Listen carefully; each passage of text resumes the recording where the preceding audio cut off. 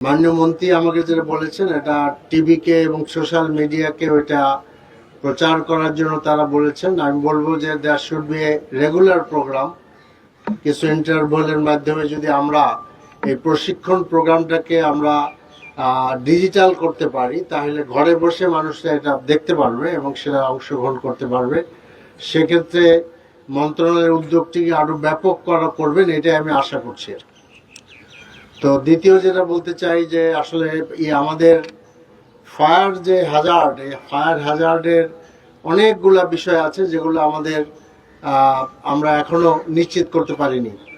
যেমন ধরেন, এখনো আমাদের কমার্শিয়াল বিল্ডিংগুলোতে আমরা অগ্নির যে প্রস্তুতি যেগুলো থাকা দরকার, ফায়ার হাইড্রেন্ট থাকা দরকার, ডিস্টিংগুইশার থাকা দরকার, যেগুলো আমাদের ভবনগুলো থাকা দরকার।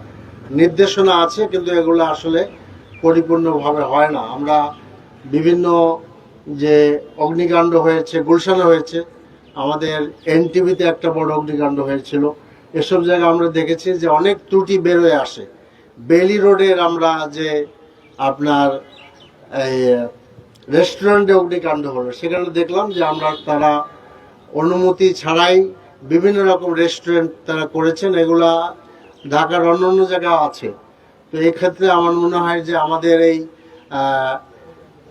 বিভিন্ন অগ্নিকাণ্ডে যারা ক্ষতিগ্রস্ত হয়ে পড়েন, সে সমস্ত রেস্টুরেন্ট বলি, ভবন বলি, ইন্ডাস্ট্রি বলি, তাদের যে কমপ্লায়েন্সেস আছে, যেগুলো শর্ত মেনে চলা তাদের অতি জরুরি, এগুলো নিশ্চিত হওয়া প্রয়োজন। এবং সেটা মন্ত্রণালয় থেকে করতে হবে। আরো মানে আছেন, আরো অধিদপ্তর আছে, তারা করবেন। তো আমি বক্তব্য খুব লম্বা করতে চাই না। আমি বিশেষ করে আমাদের গার্লস গাইড এবং মানে বয় স্কাউটের তরুণীদের আমার পক্ষ থেকে অনেক অনেক শুভেচ্ছা, আন্তরিক সালাম জানাচ্ছি। এই প্রোগ্রামে অংশগ্রহণ করার জন্য কৃষি বিশ্ববিদ্যালয়কে ধন্যবাদ জানাচ্ছি, বিশেষ করে ভাইস চ্যান্সেলর সাহেব।